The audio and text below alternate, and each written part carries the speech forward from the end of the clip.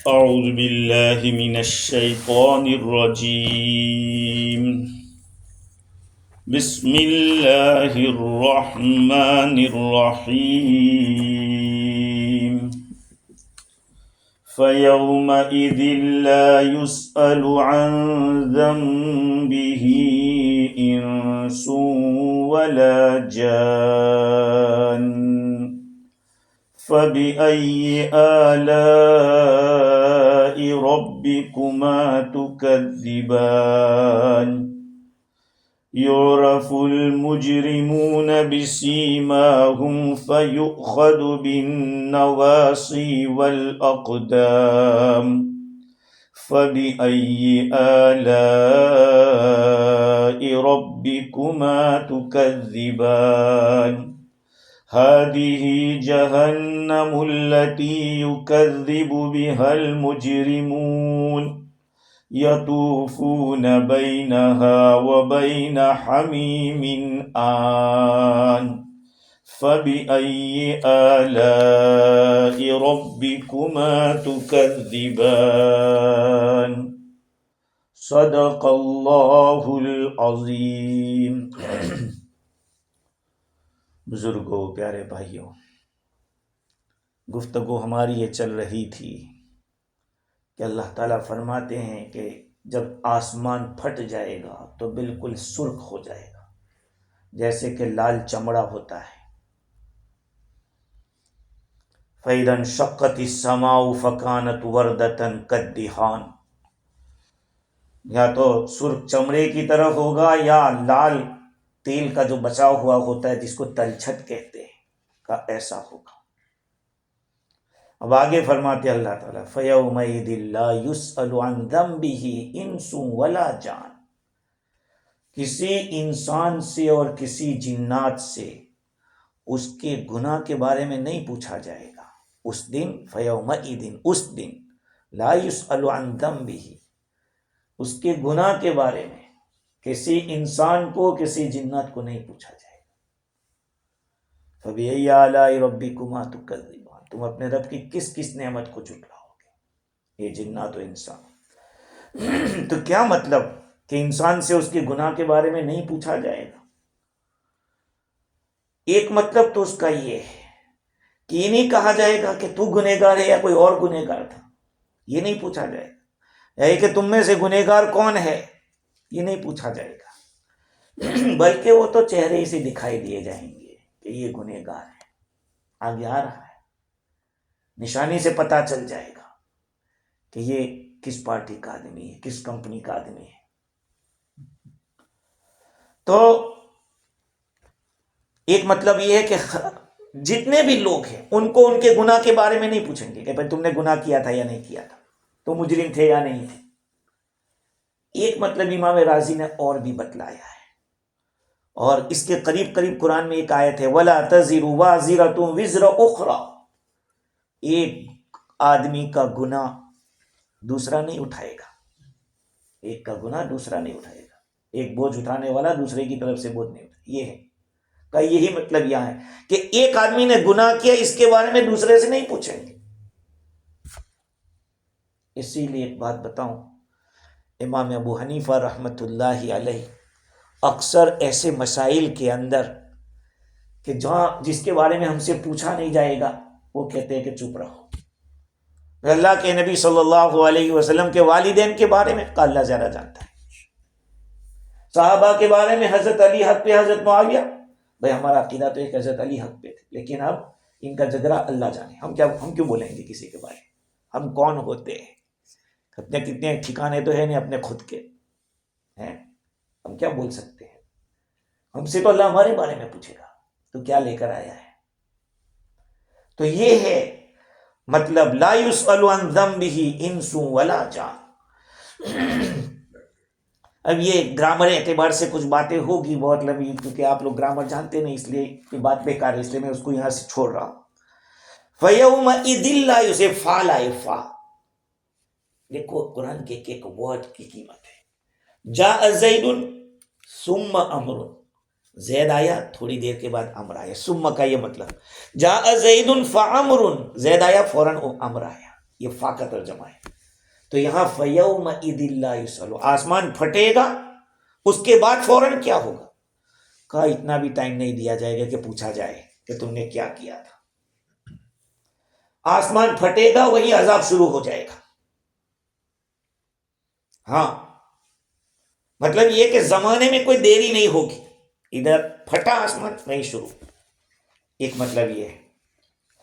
اور ایک مطلب یہ بھی ہے کہ ان کو اتنا ٹائم نہیں دیں گے کہ عقلی، یہ فا کے معنی ڈیلے لیکن عقل کے اعتبار سے، کہ اتنا بھی ٹائم نہیں دیا جائے گا کہ پوچھا جائے کہ تم کیا گناہ کر کے لائے یا کیا کر کے آئے.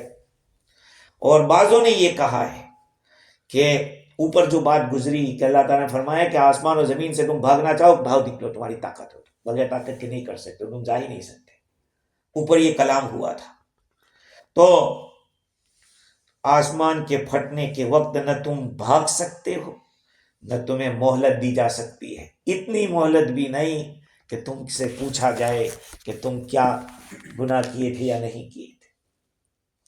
تو سوال کس چیز کا ہوگا؟ یہ سوال کیا ہوگا؟ کیسا سوال؟ اللہ تعالیٰ فرمائے کہ لا یسأل، کوئی سوال نہیں ہوگا. ایک سوال تو استعلام کا، پتہ لگانے کے لیے. سوال کئی طرح کے ہوتے ہیں، کبھی کبھی ڈانٹنے کے لیے اچھا تم ہو، ایک سوال ایسا ہوتا ہے آپ کون ہو، ایک یہ ہے، یا اچھا آپ ہو، الگ الگ انداز. تو کہا کہ وہاں سوال یہ نہیں کیا جائے گا کہ اچھا تم گنہگار تھے یا نہیں تھے، یہ نہیں. ایک سوال ڈانٹ کا بھی ہوتا ہے کہ یہ نہیں کہا جائے گا کہ کیوں گناہ کیا تھا تم نے، لما اذنب المذنب، گنہگار نے گناہ کیوں کیا، یہ ڈانٹ کا سوال ہے. اور ایک سفارش کا سوال، ان کے گناہ مجھے دے دو، یعنی ان کو معاف کر دو. یہ تینوں سوال کو کہا کہ نہیں ہوگا. یہ تینوں قسم کے سوال معلوم کرنے کے لیے بھی نہیں پوچھا جائے گا، اسی طرح سے ڈانٹنے کے لیے بھی نہیں پوچھا جائے گا، یا یہ کہ کچھ سفارش کے لیے کوئی کہے کہ یار ان کا مجھے دے دو، کا یہ بھی سوال نہیں ہوگا. لیکن اب ایک سوال ہوتا ہے. قرآن مجید کی بہت ساری آیتیں ایسی ہیں جو بتلاتی ہے کہ پوچھیں گے. فَلَنَسْأَلَنَّ الَّذِينَ أُرْسِلَ إِلَيْهِمْ وَلَنَسْأَلَنَّ الْمُرْسَلِينَ، جن کی طرف نبی بھیجے گئے انہیں ہم ضرور بھی ضرور پوچھیں گے، اور نبیوں کو بھی پوچھیں گے. یہ قرآن کی آیت ہے. ایک جگہ اللہ تعالیٰ فرما دے فَوَرَبِّكَ لَنَسْأَلَنَّهُمْ أَجْمَعِينَ، تیرے رب کی قسم ہم سب کو ضرور بھی ضرور پوچھیں گے. یہ بھی ایک ہے. وَلَا يُسْأَلُ عَن ذُنُوبِهِمُ الْمُجْرِمُونَ، گنہگاروں سے ان کے گناہ کے بارے میں نہیں پوچھا جائے. یہ بھی ایک آیت ہے، وَلَا يُسْأَلُ عَن ذُنُوبِهِمُ الْمُجْرِمُونَ. تو اب سوال یہ ہے کہ پوچھا جائے گا یا نہیں پوچھا جائے گا. بعض آیتیں کہتی کہ پوچھیں گے، بعض کہتی. بعضوں نے تو بڑا اچھا جواب دیا، علامہ آلوسی بغدادی نے جواب دیا کہ بعض جگہوں کے اوپر پوچھیں گے نہیں، پیار والا نہیں پوچھیں گے، سیدھا کیوں گناہ کیا تھا ایسا. حدیث میں آئے نا من نوقش فقد ہلک، جس سے اللہ تعالیٰ نے مناقشہ کرے یہ گناہ تم نے کیوں کیا تھا، گیا وہ. اور کبھی اللہ تعالیٰ بھی اچھا تم نے یہ کیا تھا، یہ بھی کیا تھا، یہ بھی کیا تھا، ٹھیک ہے، دنیا میں ہم نے تمہیں چھپا کے رکھا، آج ہم معاف کر. وہ کہے گئے اللہ وہ بھی تو میں نے کیا تھا، میں نے وہ گناہ بھی تو کیا تھا. تو یہ پیار والا سوال ہوگا. تو بعضوں نے یہ کہا، بعضوں نے کہا کہ دیکھو قیامت کے جو حالات ہیں الگ الگ الگ الگ. کسی جگہ آپ جاتے ہیں، جیسے حج کے اندر جب جاتے ہیں تو کتنی جگہ آپ لوگوں کو روکتے ہیں اور پوچھتے ہیں، کتنی جگہ تفتیش ہوتی ہے، کہیں پاسپورٹ دیکھتے ہیں، کبھی یہ دیکھتے ہیں، کبھی وہ دیکھتے ہیں، بار بار جگہ جگہ دیکھتے ہیں. کہ قیامت کے اندر بھی ایسی چوکیاں ہوگی، الگ الگ جگہ ہوگی، کہیں پوچھیں گے کہیں نہیں پوچھیں گے. بعض ایسی جگہ ہوگی جہاں پہ پوچھا جائے گا. دیکھو کبھی کبھی بڑے آدمی کو اگر سب کے سامنے پوچھ لیا کہ اچھا تم نے، اس کو شرمندہ ہو جاتا ہے. کبھی اللہ تعالیٰ اس طرح کا بھی عذاب دے گا. ایک مینٹلی عذاب ہوتا ہے، مینٹلی عذاب میں بھیج کے کہیں گے اچھا چکھو، جو کر کے آئے تھے نا دنیا میں، چکھو اس کا عذاب. اور یہ بھی کہا جائے نکالا نہیں جائے گا یہاں سے، تو یہ اور تکلیف ہوگی، یار یہ تو نہ کہہ رہے کہ نکلنا ہی نہیں، اب یہاں گھس گئے بس گھس گئے. تو یہ ایک مینٹلی عذاب ہوگا. تو بعض جگہوں کے اوپر پوچھا جائے گا اور بعض جگہوں کے اوپر نہیں پوچھا جائے گا۔ اور دوسرا جواب یہ ہے کہ تم میں سے جس نے کیا ہے اس کا دوسرے سے نہیں پوچھا جائے گا، آپ کا عمل آپ سے پوچھا جائے گا، آپ کیا کر کے آئے۔ ہر ایک آدمی اپنی قبر میں سونے والا ہے، ہاں، اس لیے ہر ایک کو اپنی قبر کی تیاری خود کرنی چاہیے۔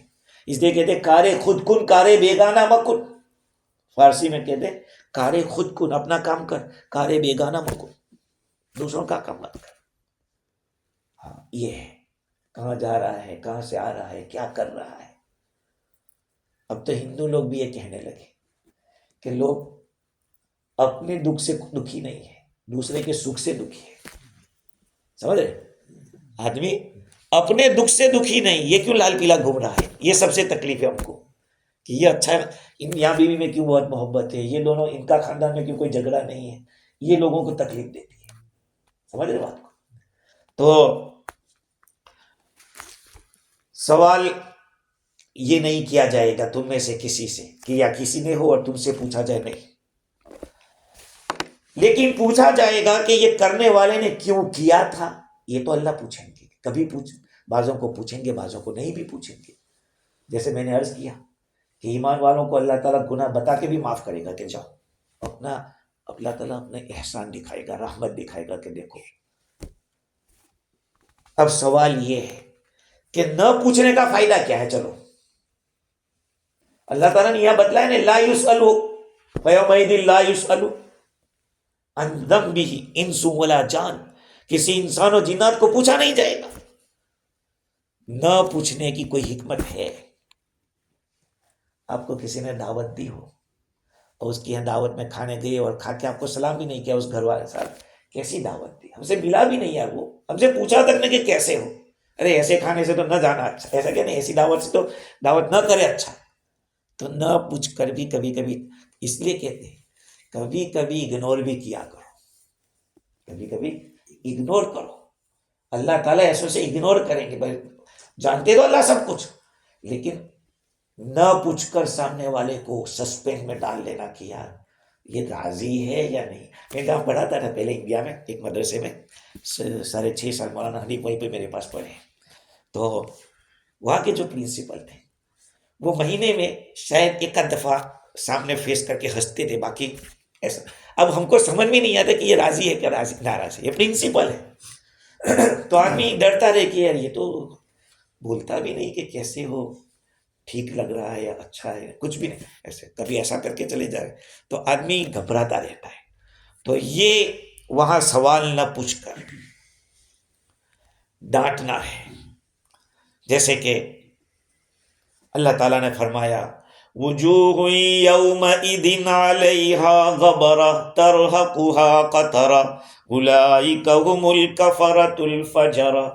اس دن بہت سارے لوگوں کے چہروں کے اوپر غبار لگا ہوگا، ذلیل ہوں گے، یہ بھی ذلت۔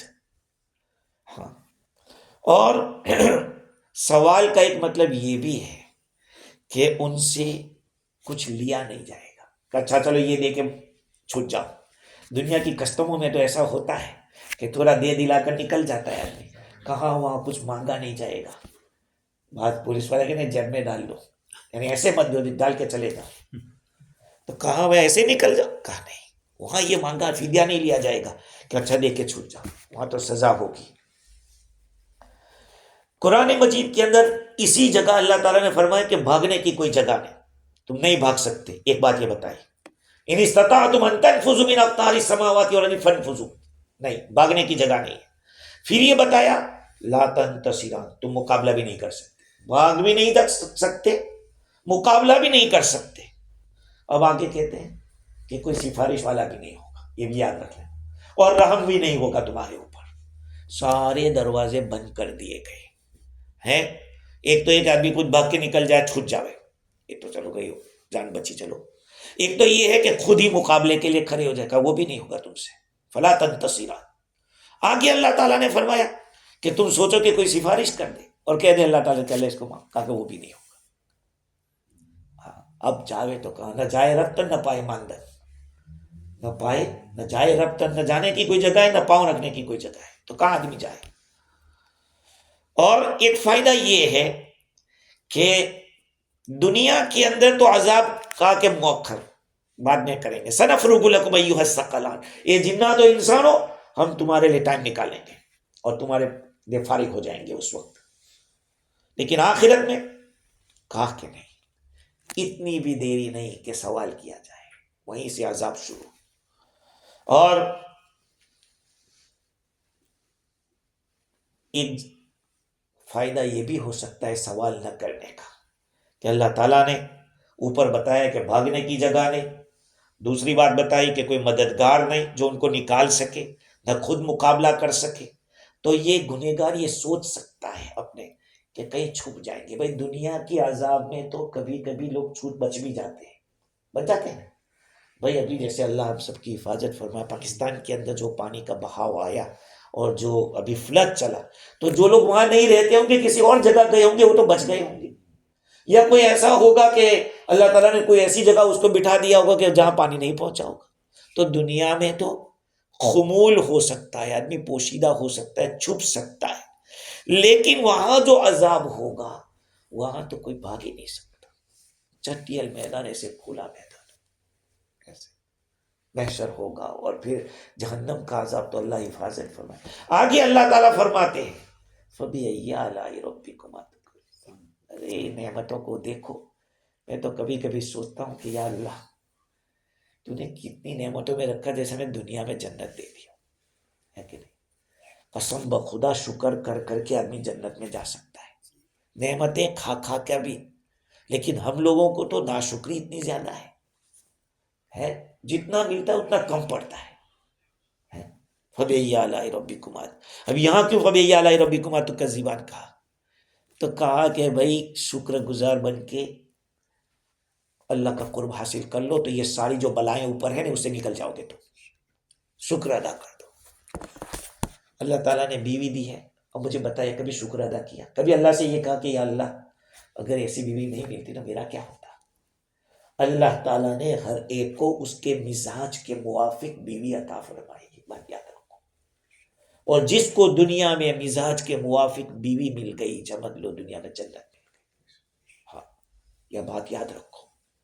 کبھی ہم نے شکر ادا کیا؟ کبھی اللہ سے کہا کہ یا اللہ، میں تو کبھی کبھی اللہ سے یہ بھی کہتا کہ یا اللہ تو عورت پیدا ہی نہیں کرتا تو ہمارا کیا ہوتا؟ ہمارا کیا ہوتا بتائیے آپ لوگ، کچھ سوچئے۔ حضرت حکیم الاسلام قاری طیب صاحب نور اللہ مرکزہ نے اپنے علاقے کا ایک سچا واقعہ لکھا ہے، کوئی بناوٹی واقعہ نہیں۔ کہا کہ ایک عورت، ایک فارمر تھا، وہ کھیت میں کام کرتا تھا، روزانہ بیوی 12 بجے کھانا لے کر جاتی تھی۔ ایک دفعہ 12:30 1 بج گیا، کچھ کام ہو گیا ہوگا، تو مرد غصے میں، بیوی نے کہا کہ ایک کام کرو، یہ کھیت کا کام مجھے سونپ دو، ایک دن مجھے کرنے دو اور تم گھر کا کام کرو۔ کہا اچھا ٹھیک ہے کل ہی دے دیں۔ بیوی گئی اور کھیت میں کام کرنا جو شروع کیا اس نے۔ اب یہ گھر پہ مرد ہے، 2 بچے ہیں، سوئے اٹھے، کہا کہ دودھ پلاؤ، گائے کو دھونا ہے، گائے کو گھاس ڈالنا ہے، یہ سارے کام، کھانا پکانا ہے، پکا کے لے کر جانا ہے۔ 1 بج گیا۔ کیا ہوا؟ 1 بج گیا، کھانا لے کر نہیں گیا۔ بیوی گھر آئی، دیکھا کہ بچے باہر رو رہے ہیں اور یہ گھر میں پریشان ہے۔ ہوا یہ کہ جو گائے کا بچہ تھا وہ دودھ پی گیا گائے کا، اور دیکھا کہ گائے چھوٹ کے بھاگ گئی، تو اس کو لینے گیا۔ اب کہاں جائے؟ کہا، اس نے کہا کہ بھائی دیکھ تیرا ہی کام ہے، یہ تو میرا کام نہیں ہے۔ اللہ تعالیٰ نے عورتوں کو واقعتاً میں کہتا ہوں کہ ایسا صبر دیا ہے کہ ہم جیسے کڑیل دماغ کے لوگ ہوتے ہیں، چھوٹی چھوٹی بات پہ گرم، چھوٹی چھوٹی بات پہ گرم ہے۔ کل قیامت میں اللہ تعالیٰ پوچھ لیا گا، وہ عورت نے پوچھ لیا کہ دنیا میں تو میری زبان بند کرتے تھے، آج محشر ہے۔ وہ دنیا تھی جہاں پر بند کرتے تھے زبان میری، یہ محشر ہے سننی پڑے گی آج داستاں میری۔ یہ ہے تو نعمتوں کی قدر کرو۔ آگے اللہ تعالیٰ فرماتے یورف المجرمون بسیماہم، اس دن مجرم لوگ اپنی نشانی سے پہچان لیے جائیں گے۔ فیوخذ بالنواصی والاقدام، اور ان مجرموں کو پیشانی اور پاؤں سے کھینچ کے پکڑا جائے گا۔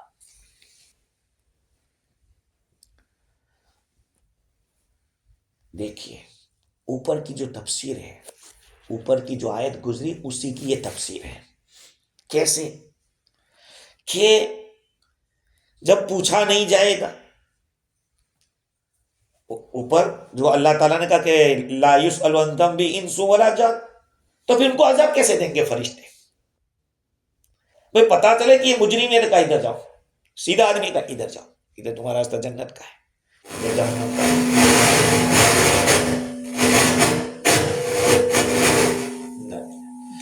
جنت کا راستہ کہا کہ جہنم کا راستہ ادھر ادھر، وہاں تو پوچھیں گے تو پتا چلے، کہا پوچھا نہیں جائے گا تو اب کیسے؟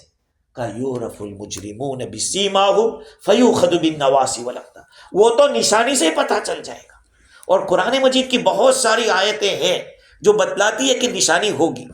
یوم تبیض وجوہ وتسود وجوہ، اس دن بہت سارے چہرے سفید ہوں گے اور بہت سارے کالے ہوں گے، سیاہ ہوں گے۔ فَأَمَّا الَّذِينَ اسْوَدَّتْ وُجُوهُهُمْ أَكَفَرْتُمْ بَعْدَ إِيمَانِكُمْ، جن کے چہرے کالے ہوں گے ان سے کہا جائے گا اکفرتم بعد ایمانکم، تم پیدا ہوئے تو ایمان لے کر آئے تھے، تم نے کفر کیا، فذوقوا العذاب بما کنتم تکفرون، عذاب چکھو اس لیے کہ تم کفر کرتے۔ وَأَمَّا الَّذِينَ ابْيَضَّتْ وُجُوهُهُمْ فَفِي رَحْمَةِ اللَّهِ، جن کے چہرے سفید ہوں گے وہ اللہ کی رحمت میں ہوں گے۔ تو پتہ چل جائے گا کہ بھئی یہ کالے چہرے والے، یہ سفید چہرے والے، یہ آیت ہے۔ وَيَوْمَ الْقِيَامَةِ تَرَى الَّذِينَ كَذَبُوا عَلَى اللَّهِ وُجُوهُهُمْ مُسْوَدَّةٌ، اے مخاطب تو قیامت کے دن دیکھے گا ان لوگوں کو جنہوں نے اللہ تعالیٰ پر جھوٹی باتیں کہی تھی، ان کے چہرے کالے ہوں گے۔ بعض اللہ والے اس لیے آئینہ رکھتے تھے کہ میرے گناہ کا اثر میرے چہرے پر تو نہیں آ گیا ہے، اس لیے ہاں گناہوں کا اثر چہروں پہ آتا ہے، نیکی کا اثر بھی چہرے پہ آتا ہے۔ ہاں قرآن تہجد پڑھنے والوں کے چہرے کی روشنی الگ ہوتی ہے، 5 ٹائم کے نمازی کی تو روشنی الگ ہوتی ہے، چاہے آدمی کالا کیوں نہ ہو، لیکن کشش ہوتی ہے، اس کے اندر ایک کھچاؤ ہے۔ وَنَحْشُرُ الْمُجْرِمِينَ يَوْمَئِذٍ زُرْقًا، اس دن ہم لوگوں کو جمع کریں گے نیلگو آنکھوں والے، ان کی آنکھیں نیلی ہوگی۔ نیلی آنکھیں ہوتی ہیں نا وہ بہت ڈینجر ہوتا ہے،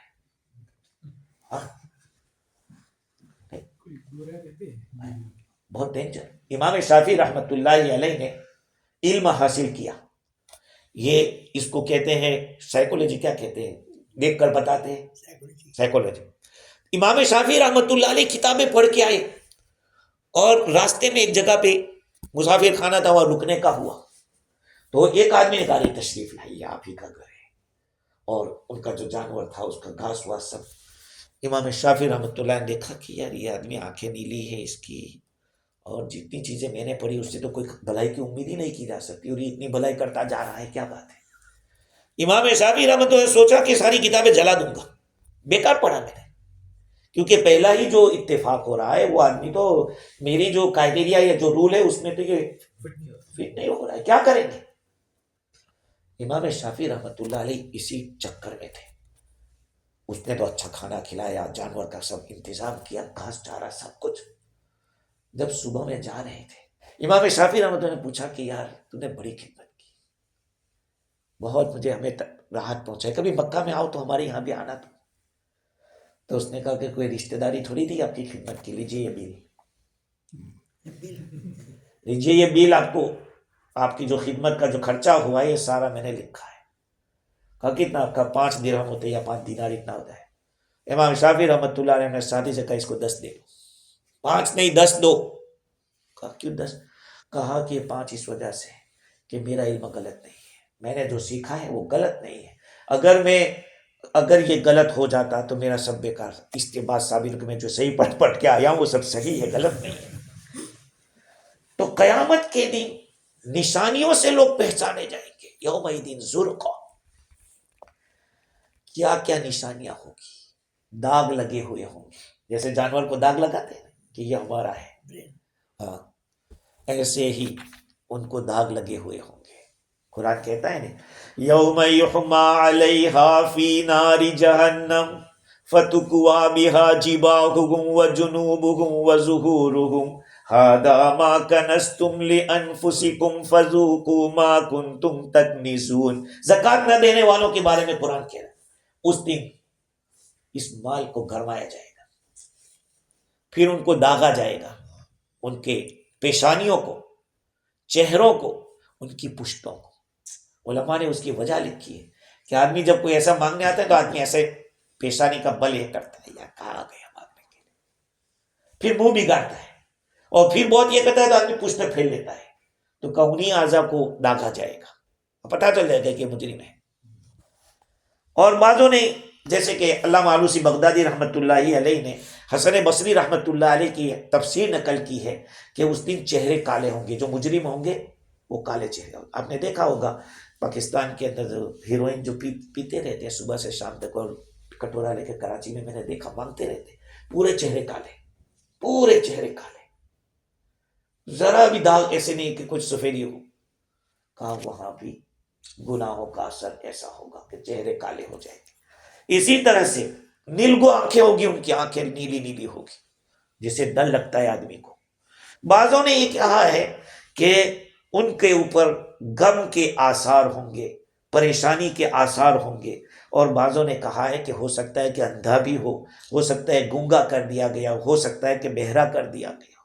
کہا ان نعمتوں سے ان کو محروم کیا جائے گا. جس نعمتوں کی قدردانی دنیا میں نہیں ہوئی تھی، اب انہی نعمتوں کو وہاں پہ سلب کر دیا جائے گا. قرآن میں من کان فی ہذہ اعمی فہو فی الآخرۃ اعمی. جو دنیا میں اندھا رہا وہ آخرت میں بھی اندھا رہے گا. کیسے؟ کہا دل کا جو اندھا ہے وہاں صحیح معنی میں وہ آنکھوں کا بھی اندھا ہوگا. جو بیچارے آنکھوں سے نہیں دیکھتے لیکن دل کے صحیح ہے، ایمان ہے، سب کچھ ہے، تو وہاں وہ اندھے نہیں رہیں گے. جو دنیا میں دل کے اندھے ہیں، نہ ایمان قبول کر رہے نہ حق بات کو قبول کر، کہ وہ وہاں پہ آنکھوں کے بھی اندھے ہوں گے. خیر، تو یہ ساری چیزیں ان لوگوں کے لیے اللہ تعالیٰ فرماتے ہیں یعرف المجرمون بسیماہم. مجرم لوگ اپنی نشانی سے پہچان لیے جائیں گے.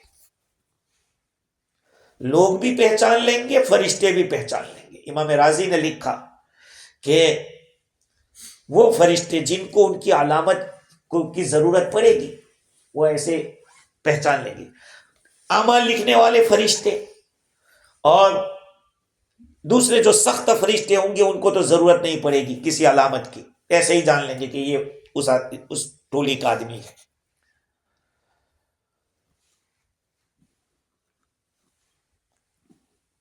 اللہ تعالیٰ نے اس مقام کے اوپر انداز بیان کچھ اس طرح کا کیا گرامر کے اعتبار سے کہ یعرف المجرمون، یعرف کا ہے وہ سنگلر کے لیے، مجرمون یہ پلورل ہے.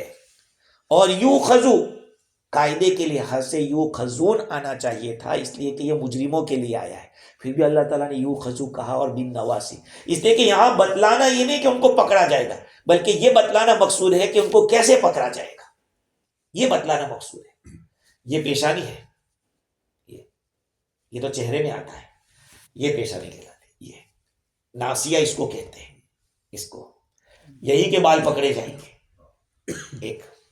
اور جب آدمی کے یہاں کے بال پکڑ لیے جاتے ہیں تو قابو میں آ جاتا ہے. یہ بات یاد رکھنا. نہیں، حضور اکرم صلی اللہ علیہ وسلم نے صحابہ کرام میں سے کچھ صحابہ کو کعب بن اشرف جو یہودی تھا اس کو مارنے کے لیے بھیجا تھا، تو اس کو یہی تو کہا تھا تو نے بہت اچھا کچھ خوشبو لگائے، تیل اچھا لگایا، اور پھر وہیں سے پکڑا تھا اور پھر اس کا حساب وہیں پہ کر دیا تھا. تو جیسے جانور کا اگلا پاؤں آدمی پکڑ لیتا ہے تو وہ قابو میں آ جاتا ہے، ایسے انسان کے یہ بال پکڑ لے. اللہ تعالیٰ فرماتے ہیں کہ یعرف المجرمون بسیماہم فیؤخذ بالنواصی والاقدام. ان کو یہ پاؤں اور یہاں ان دونوں سے پکڑا جائے گا. کیسے پکڑا جائے گا؟ الگ الگ طریقے ہیں. امام رازی نے لکھا ہے کہ یجمع بین ناصیتی و قدمہم، ان کے پیشانی کو بھی پکڑیں گے اور پاؤں کو بھی پکڑیں گے، دونوں کو جمع کریں گے. کس طرح سے؟ کہا کہ جو پشت ہے ادھر، ایسا کر کے پیچھے لے جائیں گے اور پاؤں کو بھی پشت کی طرف سے لائیں گے تو یہ جو پیٹ ہے وہ باہر نکل جائے گا، سینہ جو ہے ادھر باہر آ جائے گا، ادھر۔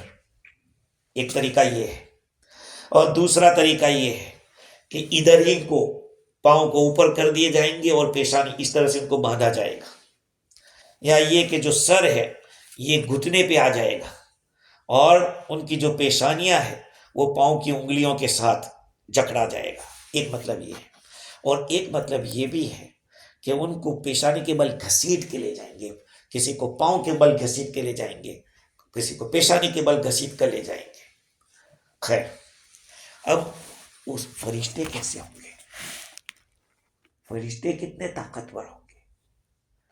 تو علامہ آلوسی بغدادی رحمۃ اللہ علیہ نے ابن مردوی اور ضیاء مقدسی کے حوالے سے حضرت انس رضی اللہ عنہ کی روایت نقل کی۔ وہ فرماتے میں نے آقا صلی اللہ علیہ وسلم کو یہ فرماتے ہوئے سنا کہ والذی نفسی بیدی، اس ذات کی قسم جس کے قبضے میں میری جان ہے، لقد خلقت ملائکۃ جہنم قبل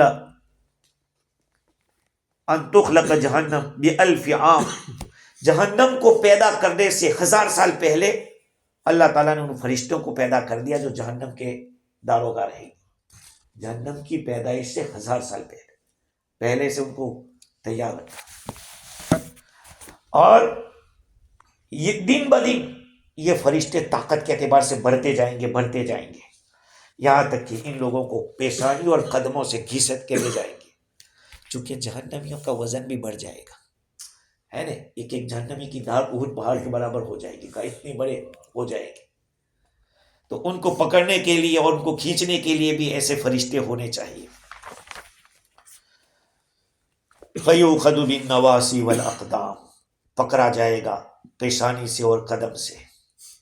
هَذِهِ جَهَنَّمُ الَّتِي يُكَذِّبُ بِهَا الْمُجْرِمُونَ، یہ وہ جہنم ہے جس کو مجرم لوگ جھٹلایا کرتے تھے، یعنی کہا جائے گا ان سے کہا جائے گا کہ یہ ہے وہ جہنم، جیسے ایک آدمی کو پکڑ کے لے جا رہے اور قریب آ جائے گا، لو تمہیں جہاں جانا تھا نہیں، یہ آ گیا، اسی طرح یہاں بھی کہا جا رہا ہے هَذِهِ جَهَنَّمُ الَّتِي يُكَذِّبُ بِهَا الْمُجْرِمُونَ۔ اور یہ بھی مطلب ہو سکتا ہے کہ اوپر جو بات کہی گئی یہ جہنم کی صفت ہو اور مضاف الیہ کو مضاف کی جگہ پہ کر دیا گیا ہو، هَذِهِ جَهَنَّمُ الَّتِي يُكَذِّبُ بِهَا الْمُجْرِمُونَ، یعنی یہ جہنم بالکل قریب ہے۔ ہاں، مطلب یہ ہے کہ جب ان کو پکڑیں گے اور پکڑ کے کھینچ کے لے جائیں گے اور بتائیں کہ یہ آپ کا ڈیسٹینیشن آ گیا، یہ ہے جہنم جس کا تم انکار کیا کرتے تھے، کہا کچھ جہنم نہیں ہے۔ اور هَذِهِ جَهَنَّمُ الَّتِي يُكَذِّبُ بِهَا الْمُجْرِمُونَ، قرآن مجید کے اندر دوسرے مقام پر بھی اللہ تعالیٰ نے ان لوگوں کا اس طرح کا تذکرہ کیا، يَطُوفُونَ بَيْنَهَا وَبَيْنَ حَمِيمٍ آن، وہ لوگ جہنم اور حمیم، کھولتا پانی یا پیپ، اس کے بیچ میں چکر کاٹتے رہیں گے، گرم گرم پانی یا حاضر پیپ کے آجو باجو وہ گھومیں گے، یطوفون بینہا وبین حمیم آن۔ یہاں پر تفسیر ابن کثیر کے اندر ایک روایت نقل کی ہے، وہ روایت یہ ہے کہ قبیلے کندہ کے ایک آدمی نے روایت نقل کی عبد الرحمن کو کہ میں عائشہ رضی اللہ تعالیٰ عنہ کے پاس گیا اور میرے درمیان اور عائشہ کے درمیان حجاب تھا، میں نے کہا کہ رسول اللہ صلی اللہ علیہ وسلم نے آپ کو یہ روایت نقل کی ہے کہ قیامت میں ایک دن ایسا وقت آئے گا کہ کوئی سفارش کرنے والا نہیں ہوگا؟ کہا کہ ہاں، یہ بات میں نے حضور کو اس وقت پوچھی تھی کہ جب ہم دونوں ایک ہی چادر کے اندر لیٹے ہوئے تھے۔ مطلب یہ کہ میاں بیوی کا بھی علم کا رشتہ ہونا چاہیے، دین کی باتیں ایک دوسرے سے کرتے رہنا چاہیے۔ اس حدیث سے بات معلوم ہو رہی ہے کہ عائشہ کہہ رہے ہیں کہ میں نے حضور کو پوچھا تھا، اسی لیے یاد رکھو ابھی تو فیملی نائٹ کو دیر ہے، اس وقت تو بات آئے گی، لیکن یہ ہے کہ جتنا علم پوری دنیا کی عورتیں، اور ان عورتوں میں ازواج مطہرات بھی آ گئی، وہ بھی سب کا ملا کر معائشہ کے اکیلے کا علم ملایا جائے، معائشہ کا علم بڑھ جائے گا۔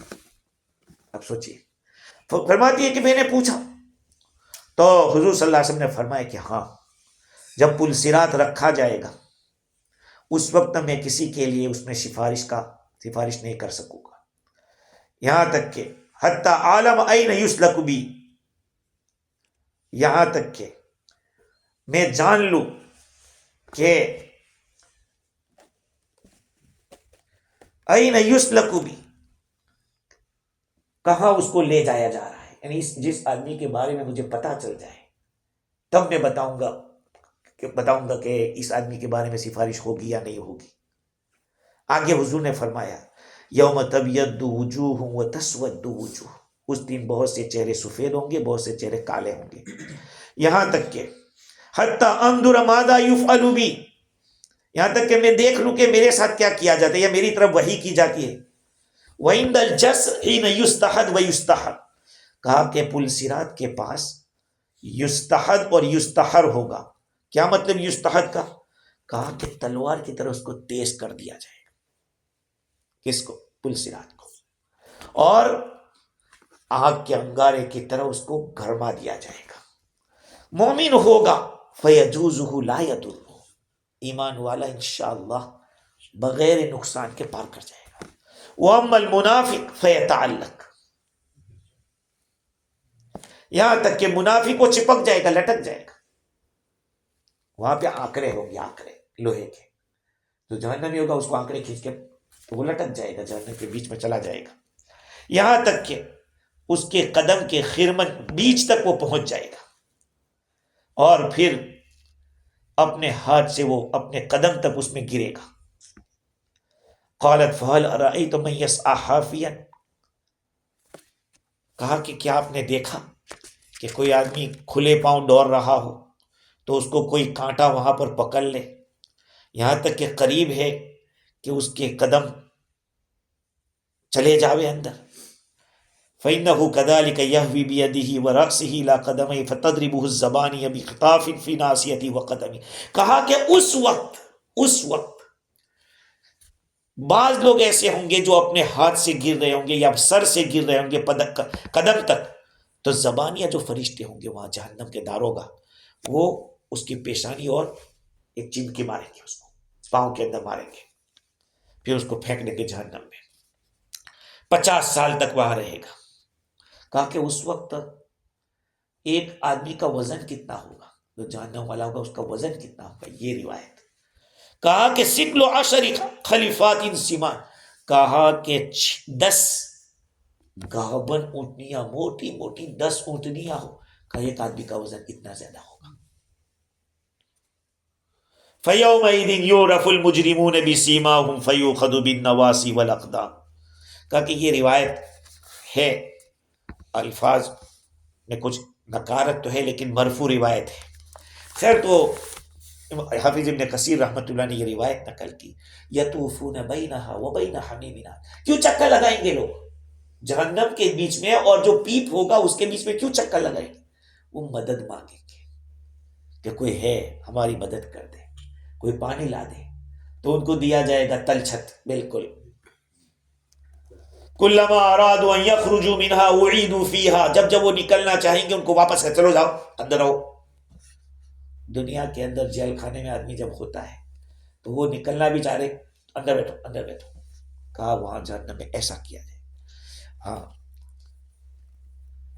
جب وہ جہنم سے ایسے نکلیں گے تو ان کو دور سے کچھ چیز دکھائی دے گی چمکتی ہوئی، وہ سوچیں گے کہ یہ پانی ہے، لیکن جب وہاں جائیں گے تو وہ پیپ ہوگا، جہنم والوں کے بدن سے جو کچرا نکلا ہوگا وہ کچرا جمع ہوا ہوگا، اور وہ اس کو پانی سمجھیں گے، پانی سمجھ کے پینے کی کوشش کریں گے، اس میں گر جائیں گے، اور ایسے پئیں گے جیسے کہ اونٹ پیتا ہے، اور وہ اس کو گرم سے زیادہ گرم پائیں گے، پئیں گے تو اندر کی جو آنٹیں ہیں وہ کٹ جائے گی، اندر کا جتنا بھی اسٹمک ہے، جیسے کہ ایک پیاسا آدمی جاتا ہے سمندر کے پاس اور نمکین پانی لیتا ہے، وہ پینے کی کوشش کرتا ہے، نہیں پی سکتا، چکھ بھی نہیں سکتا، کہا یہ پانی اتنا کھولتا ہوگا۔ الہ حمیم آن، حمیم آن کا لفظ مطلب یہ کہ وہ پیپ حاضر پائے گا. بعضوں نے کہا کہ آن بمانا بہت گرم. حمیم کی تفسیر میں قتادہ کہتے ہیں کہ اللہ تعالیٰ نے جب سے جہنم کو پیدا کیا ہے نا، اس دن سے یہ کھول رہا ہے، اس دن سے وہ گرم ہو رہا ہے وہ پانی. اور جہنم میں داخل ہونے اور حمیم کے پینے کے بیچ میں اس کو الگ الگ قسم کی سزائیں ملتی رہے گی. بعضوں نے کہا کہ اس کو آگ میں جلایا جائے گا اور اس کے سر کے اوپر یہ حمیم کو ڈالا جائے گا، گرم گرم کھولتا پانی ڈالا جائے گا. بعضوں نے کہا کہ وہ مدد مانگے گا کہ جہنم سے نکال لو، تو یہ ان کی مدد کے لیے یہ کھولتا پانی ملے گا. بعضوں نے کہا کہ جہنم کی ایک وادی ہے، اس میں ان کو ڈبویا جائے گا. ہاں، تو ان کے جوڑ جتنے بھی ہیں یہ جوڑ سب الگ ہو جائیں گے. پھر لوگ جب نکلیں گے وہاں سے تو اللہ تعالیٰ ایک مخلوق، نئی مخلوق تیار ہو جائے گی. اور ابو لیث سمرقندی رحمت اللہ علیہ فرماتے ہیں کہ جہنمیوں کے اوپر بھوک کو مسلط کیا جائے گا، بھوکے ہو جائیں گے. تو ان کو پھر زقوم جو ہے اس کے پاس لائیں گے. زقوم جانتے ہیں اس کو، تھور کہتے ہیں، تھور، جس کا پھل شیطان کے سر کی طرح ہوگا. وہ اس میں سے کھائیں گے، گلے میں اٹک جائے گا. پانی مانگیں گے تو ان کو یہ کھولتا پانی حمیم دیا جائے گا. جب اس کے پاس جائیں گے لینے کے لیے تو چہرے سے گوشت جو ہوگا وہ نکل جائے گا، اور وہ پیئیں گے. اسی وجہ سے ان کے پیٹ کھولے گا اور پیٹ میں جو کچھ ہے وہ سب نکل جائے گا. پھر دوبارہ ان کے اوپر بھوک ڈال دی جائے گی، بار بار اسی طرح سے زقوم اور حمیم، زقوم اور حمیم. اللہ ہم سب کی حفاظت فرمائے. اللہ تعالیٰ آگے فرماتے ہیں فَبِأَيِّ آلَاءِ رَبِّكُمَا تُكَذِّبَانِ، ہم نے تم کو بتا دیا ہے تاکہ تم ایسے کچھ اعمال کر کے آؤ کہ ان سارے عذابوں سے بچ جاؤ. اللہ تعالیٰ مجھے بھی اور آپ کو بھی جہنم سے بچائے اور جنت کا اپنے فضل سے حقدار بنائے. سبحان اللہ بحمدہ، سبحانک اللہم وبحمدک.